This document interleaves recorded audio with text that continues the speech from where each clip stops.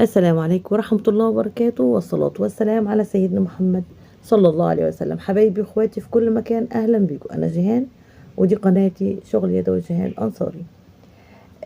سؤالنا الحلقة اللي فاتت كان بيقول: ماذا فعل ابراهيم عليه السلام عندما هم قومه باحراقه وقاموا بجمع الحطب؟ صبر واحتسب وكان يقول: حسبي الله ونعم الوكيل. سؤال حلقة النهاردة: ماذا فعل إبراهيم عليه السلام بعد رؤيته ذبح ابنه إسماعيل في المنام؟ إن شاء الله نجاوب السؤال مع بعض، نستفيد كلنا بإذن الله ونفيد بعض، وكمان نتابع مع بعض مفرش النهاردة ونقول بسم الله. تمام، أنا كده خلصت السطر بتاعي. هبدأ بعد كده أعمل هنا، بدأت بعمود وفاضل 2 عمود غير دول، فباجي هنا في سلسلة وفي هنا سلسلة، بدخل هنا بعمل عمود، بدخل كمان اللي وراها بدخل اعمل عمود. دي الغرزة المنزلقة. تمام، باجي هنا 1 2 وفي التالتة هنا باخد منزلقة. طبعا انا كده خلصت السطر. ببدأ هنا بدخل في الغرزة هنا، يا تعملي كده يا بمنزلقة، يا تدخلي على الغرزة هنا وتعملي في أول غرزة منزلقة، وبعد تطلعي 1 2 3. بدخل في نفس ال3 دول وبعمل عمود كده، 2 كده، 3 4 5 6 7 عمود بلفة. تمام، أنا كده عملت ال7 بتوعي. وبعدين الخطوة التانية بدخل 1 2 3. تمام، وبجيب ال5 سلاسل دول واعمل غرزة حشو في النص. تمام، وبعدين 1 2 3 باخد الخيط وبين ال3 دول بدخل هنا وبعمل عمود، 2 عمود بلفة، 3 عمود بلفة، وبعدين 1 2 3 بدخل في نفس المكان وبعمل 3 عمود بلفة.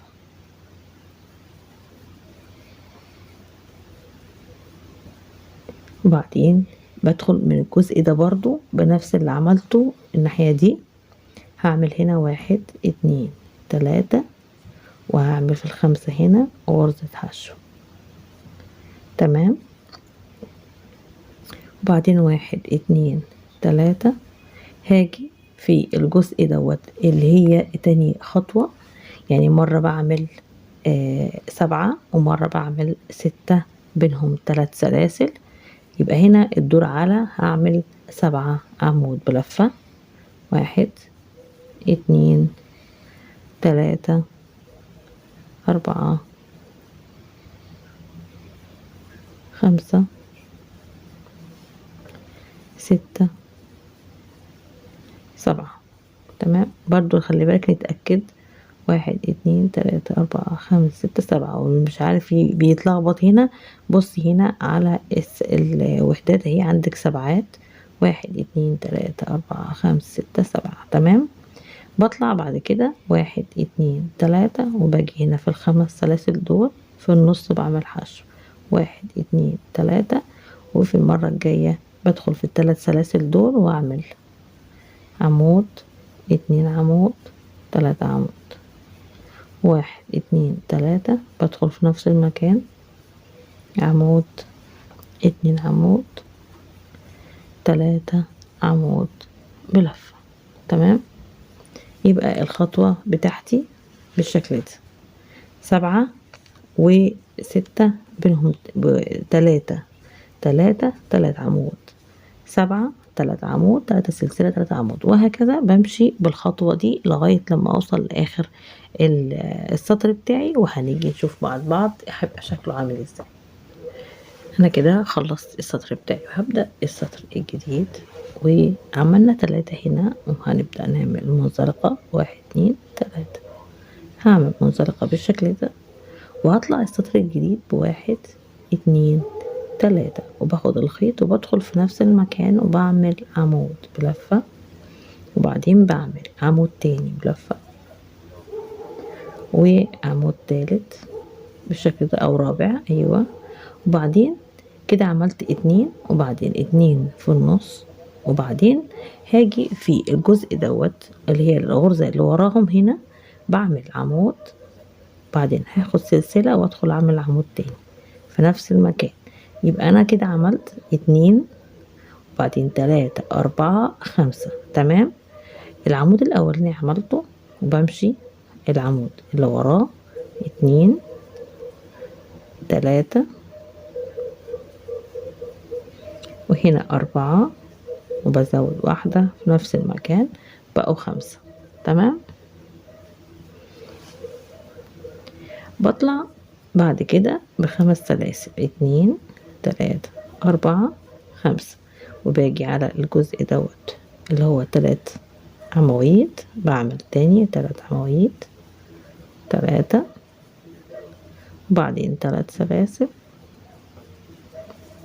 تلات عواميد تاني في نفس المكان، تمام.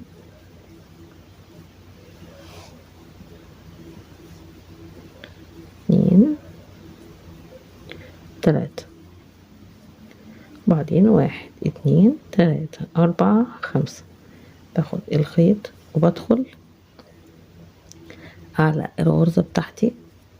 لحظة واحدة بس، اهي الغرزة اللي انا عملتها، تمام كده. بدخل انا على الغرزة اللي هي خمسة سبع عواميد، بدخل على اول عمود وبعمل عمود بلفة، تمام اهي.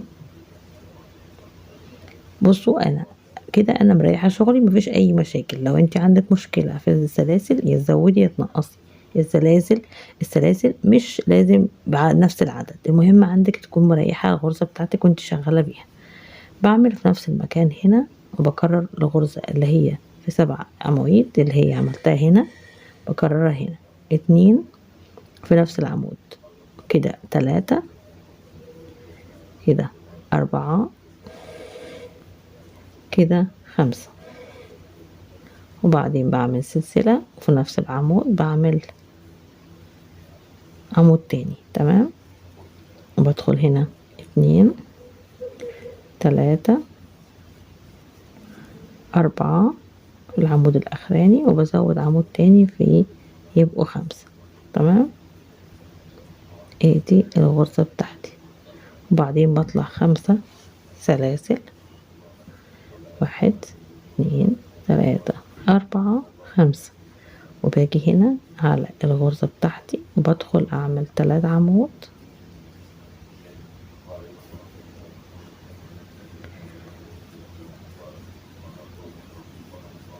تلاتة سلسلة، تلاتة عمود في نفس المكان،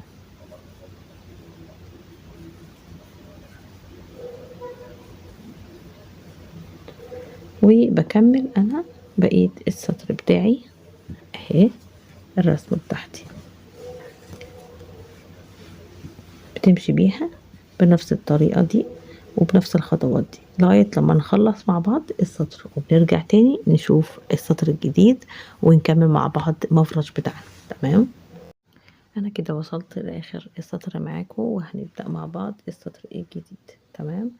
بنبدأ بمنزلقة في الغرزة الأولانية بالشكل ده، واحنا هنا بدأنا عملنا واحد اتنين تلاتة أربعة خمسة، هنطلع برضو تلات سلاسل، وهبدأ أكمل وأشتغل فوق كل عمود عمود، تمام. كده اتنين، كده تلاتة أربعة خمسة عمود بلفة، بعدين اتنين سلسلة، وبشتغل الخمسة التانيين برضو خمسة عمود بلفة فقط، بس مفيش زيادات في الجزء ده، تمام. أربعة خمسة، ادي الجزء الأولاني من بداية السطر بتاعي. وبعدين أنا من تحت عملت خمسة، يبقى الدور ده هعمل تلاتة، وهاجي هنا هعمل غرزة حشو في النص وتلاتة تاني، وهشتغل الغرزة بتاعتي. تمام، 3 عمود،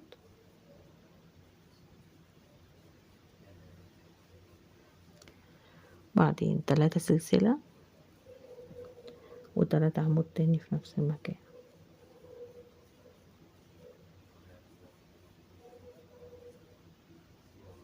برضو الناحية التانية ببدأ برضو اعمل 3 عمود، وباجي هنا في ال5 دول بعمل غرزة حشو و3 تاني، وهبدأ اعمل 5 عمود، 1 2 3 4 5. بعمل 5 عواميد من غير زيادة، بس بزود في السلاسل 2 سلسلة واعمل 5 التانية. تمام، الفكرة وصلت بتاعت الجزء ده السطر دوت. هكمل انا السطر دوت بالشكل ده لغاية الاخر. مرة اعمل 5 عمود 2 سلسلة 5 عمود، ومرة اعمل 3 سلاسل حشو 3 سلاسل واعمل 3 عواميد 3 سلاسل 3 عواميد. شايفين الفقرة اهي السطر ده، دي طريقته، ودي الجزء اللي انا بكرر. اجي هنا اكرر الغرزة، وباجي في ال7 عمود دوت والزيادة اللي انا عملتها السطر اللي فات بزود، بثبت العواميد وبعملهم 5 2 سلسلة 5. بالشكل ده سهل جدا الخطوة، وهنكملها لغاية الاخر ونرجع تاني نشوف الشكل بتاعها. ده شكل السطر بتاعي، وبعدين هبدأ بالسطر الجديد ب 3 1 2 3، باخد الخيط وبدخل في ال5 دول بعمل عمود بلفة كده، 3 عمود عشان احنا بحسب السلاسل، 4 عمود 5 عمود بلفة 2 سلسلة، بدخل اعمل ال5 التانيين الناحية التانية. تمام، 1 2 3 4 5 سلسلة 2 3 4 5، وبدخل على الغرزة بتاعتي بعمل 3 عمود 3 سلسلة 3 عمود تاني. تمام، في نفس المكان 1 2 3، وبعيد العواميد ال3 التانيين في نفس المكان. بعيد الخطوة دي تاني، بطلع 2 3 4 5، وباخد الخيط وبطلع برضو على كل عمود بعمل عمود بلفة، بعمل 5 عمود بلفة 3 4 5.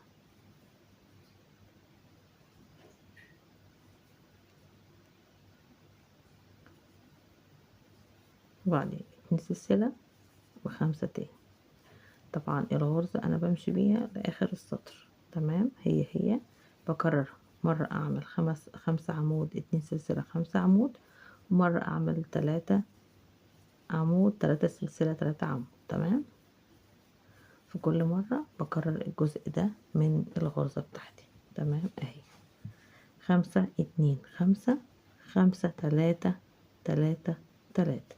تمام، بكمل انا السطر بتاعي النهاردة، ونرجع تاني نشوف الخطوة دي لاخر السطر. هنبدأ نعمل السطر الجديد.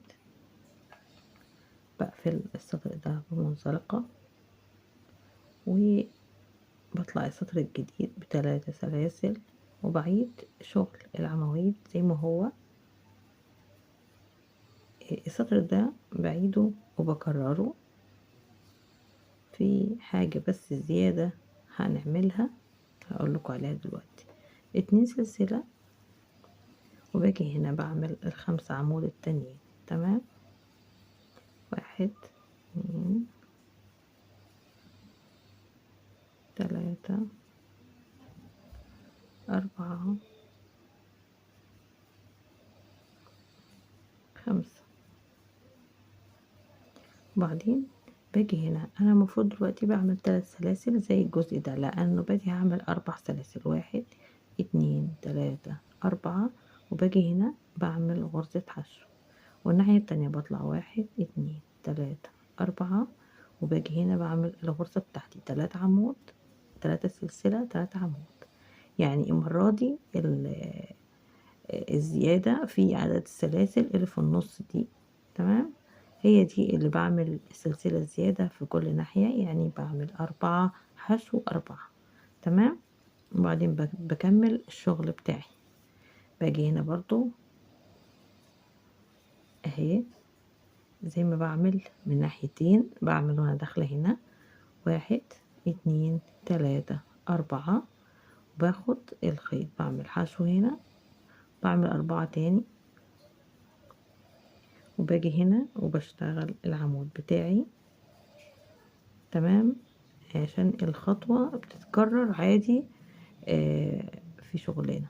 5 عمود، وبعدين بكمل الاتنين سلسلة اللي في النص، 2 سلسلة بالشكل ده، وبعدين ال5 عمود الناحية التانية.